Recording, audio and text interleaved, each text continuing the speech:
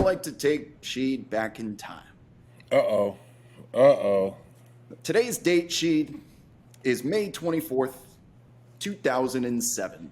Another obvious one, I think. It's either, I think, with Miami or Close. So you Cleveland, one of the Eastern two. Conference Finals. Yeah.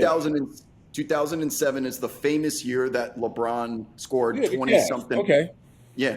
So it's the Cavs in the Eastern Conference Finals. This is not the date. It hasn't happened yet where LeBron runs the table and scores 20 something points during the fourth quarter and overtime. This is game 2, if I'm not mistaken, when the Rasheed Wallace hits the game winner to put him up 7, what was ultimately the game winner. 77 is going to put him up 77-76 here to take a 2-0 advantage in the series. Shit. I mean, the Pistons got to be headed to the finals up 2-0, but I would love for you to take me through this play, take me through this moment. Was this drawn up in the huddle?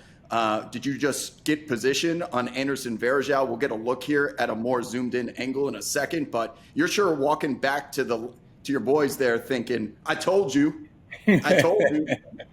Here it is. It was definitely a big shot. And look, everybody knew, including the referees, that that Varejao was gonna flop somehow, some way. That was his whole shit during the series. That's actually what he's known for. Like, and here's the thing. Here's the bad thing about it.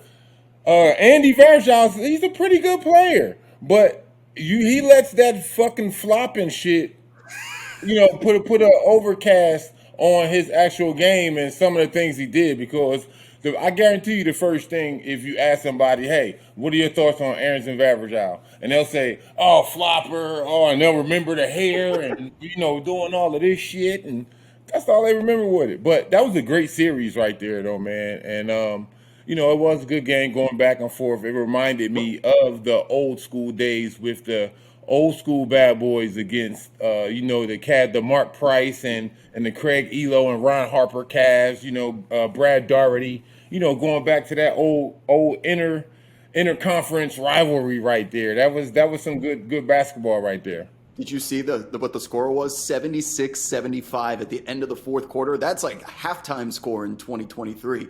Evolution of the game. It was a different era back then. Defense was played differently. The analytics, whatever you call it, it was almost a different sport. Now, before I move on, was that the primary option in the huddle? Like, did he say go down to the block sheet?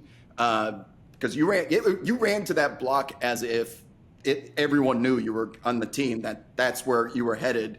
Yeah, it definitely was. We were in the huddle, and that's the first thing Chauncey said was, "Hey, I'm coming to you." We're only down 1. So we don't need to shoot no 3, dealing with these analytics in today's game, they would have been like, oh, the 3-pointer from the corner or the 3-pointer from the wing or this or that would have been a better shot. No, right there near the fucking bucket, yo. Come on. So Chauncey was like, hey, he's like, Shitty, we coming to you. That's what they used to call me, Shitty Sheed. Well, that's what Chauncey used to call me, was Shitty Sheed, because, from back in my days when I could jump, just dunking on cats and when I first got to Detroit. But he was like, hey, Shitty, we coming to you.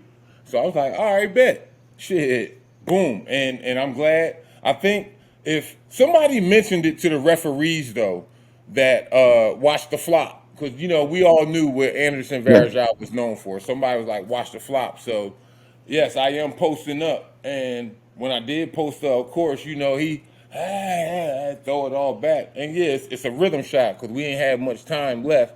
So it was a rhythm shot and boom, up and over and ball game.